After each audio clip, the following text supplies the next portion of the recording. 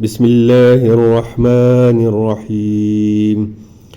اللهم صل على سيدنا محمد وعلى آل سيدنا محمد صلاة تنجينا بها من جميع الأهوال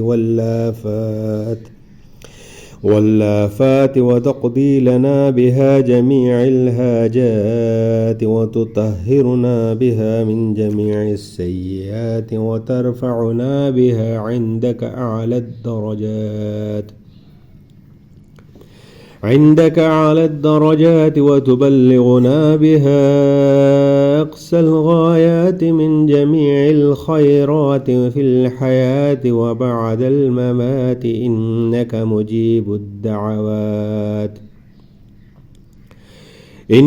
مجيب الدعوات ورافع الدرجات ويا قاضي الحاجات ويا كافي المهمات ويا دافع البليات ويا هل المشكلات